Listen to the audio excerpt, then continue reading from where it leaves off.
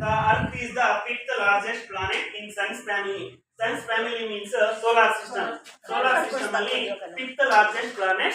The diameter of the Earth is approximately 4 times greater than Moon, and it is around 107 times less than that of Sun.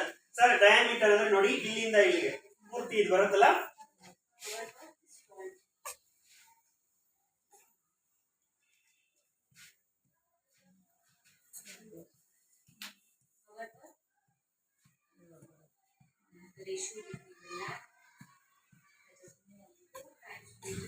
ನೋಡಿ sir, ಇಲ್ಲಿಂದ ಇಲ್ಲಿ ಬರುತ್ತಲ್ಲ, ಇದು ಆಗುತ್ತೆ ಇದನ್ನ diameter ಅಂತ ಹೇಳ್ತೀವಿ.